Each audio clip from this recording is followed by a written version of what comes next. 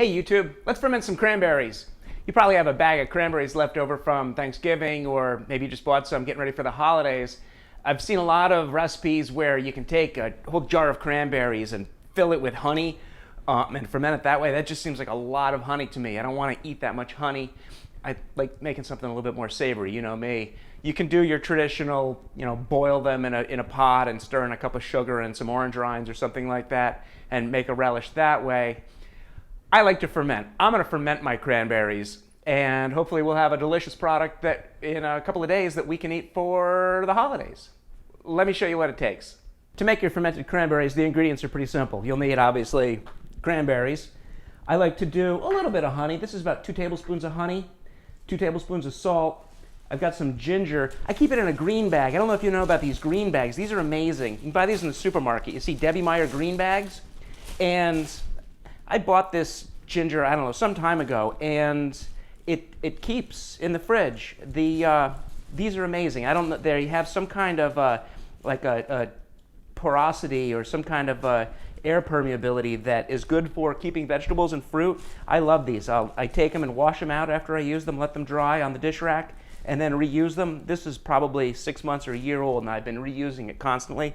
But if you're keeping stuff in the fridge like your ginger, you really want to get yourself a pack of these green bags. Check the links below. I've got a link to Amazon. You can grab a couple.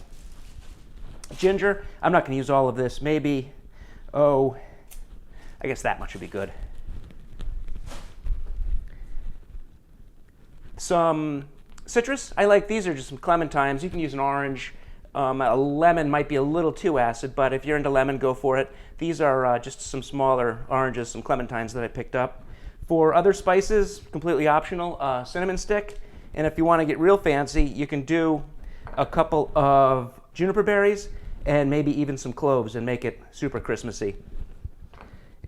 That's enough for the ingredients. For the hardware you're going to need, some kind of a fermenting vessel. I've got a half-gallon jar and the lid.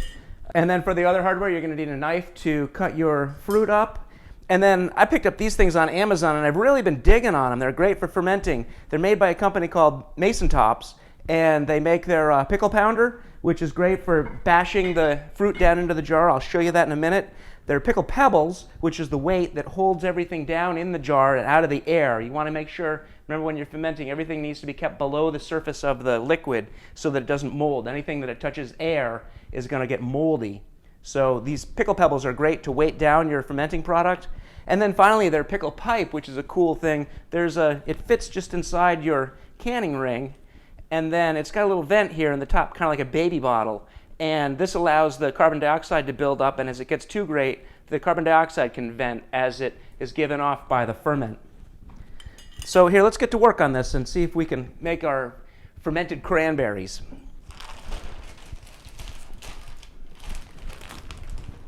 Add the cranberries to the jar. Now, cranberries have a tough skin on them. I've seen some people, when they ferment them, actually take each one and pierce it with a fork. I've got my pickle pounder, and I can just break up these cranberries just a bit. I don't want to destroy them, but just enough to break the skins on them so that the fermentation can get in and around the cranberries. If you lose a couple along the way, don't sweat it. Just keep going.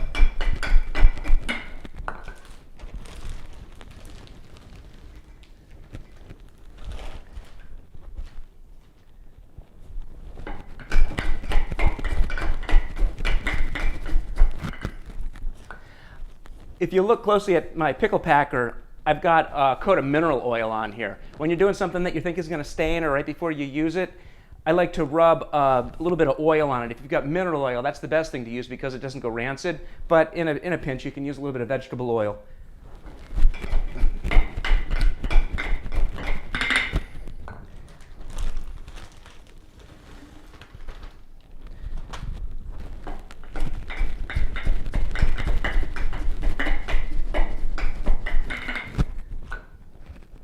All right, so much for the cranberries. Let's cut this up. A lot of people get excited about peeling it or scraping it with the back of a spoon, or there's some real good natural bacteria on the skin of this that I like to use. I've given it a quick rinse in some non-chlorinated water, but in it goes.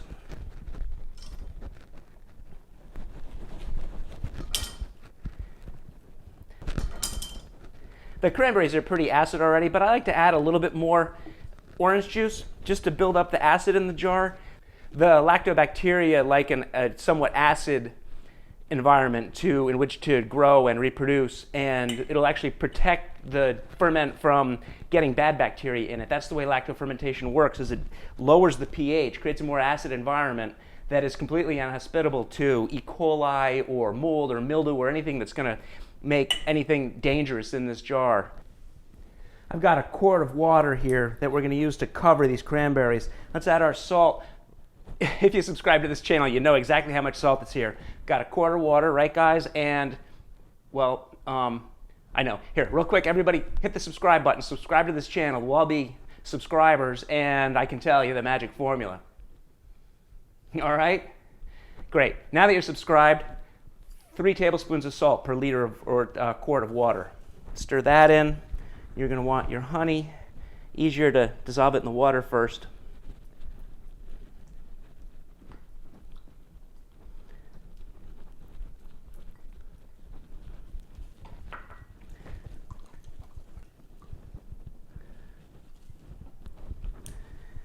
If you want, like I said, you can add a couple of whole cloves, maybe some juniper berries. Juniper berries have a real tough skin on them that needs to get kind of crushed, kind of like a peppercorn. So crush your juniper berries if you're using them. Let's give that a good shake to get everyone mixed together.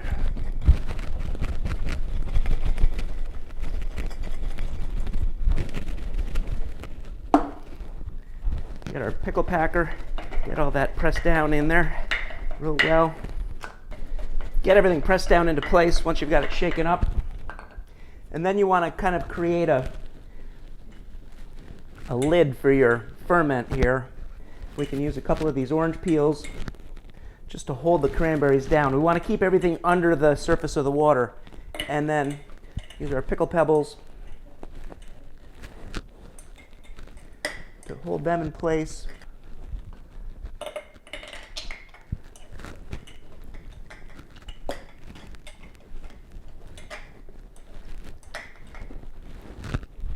And then we can go ahead with the brine.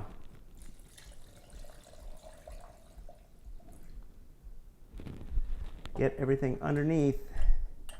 Give it a little press to make sure you got all the bubbles out of there.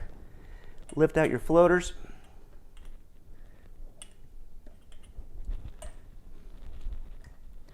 And finally your pickle pipe. That's going to fit right on top of the wide mouth jar. You've got your band. And this is ready. This is going to go a couple of days on the countertop and you can give it a taste. Should probably take a week. If you want, let it go as long as you want. Just like any other ferment that we've done here on this channel, it's up to you. Give it a taste. You're not going to like it today, obviously. It's going to taste real salty. Those cranberries are going to be real acid, real acrid taste to them. You know, cranberries can be real sour like that. That honey was only really enough just to kind of feed the bacteria and get the ferment going. But give it a week or two and give it a taste. And you'll find that the cranberries really aren't that sharp anymore, and the orange flavors kind of permeated through. And let it go as long as you want. It's your ferment. Some people like it less fermented. Some people like it really fermented. Some people like it if you remember to put all the ingredients in. Let's see if we can get that cinnamon stick down in there. Under the water. And that's fermented cranberries. As usual, real simple. Don't get real hung up on the quantities. I used, what, maybe half a bag of cranberries and a couple of oranges. If you've got more or less, it doesn't really matter. Like I said, the one thing that I think is key is that brine solution. 3 tablespoons of salt per quart of water. You know, I only used half of it, I guess. But, you know, use that amount of salt and I think you'll be happy with the results. That salt keeps the yeast from growing too much. There's yeast, just like there's wild bacteria. We're doing a wild ferment. You got wild bacteria and wild yeast growing on the skins of these cranberries. By adding the salt, you're keeping the yeast from flourishing and from reproducing and creating an alcoholic fermentation. The bacteria, on the other hand, is really what we're after. We're looking for a bacterial ferment, which is going to take those carbohydrates in the berries and in the fruit juice and in the honey, break it down into lactic acid, and give the berries a nice tart flavor instead of that sour taste that you're accustomed with cranberries. But like I said, just put in what feels good. Put in some cranberries, put in some ginger, put in some orange, put in some spices that sound good to you, that sound kind of Christmassy if you want to go in that route.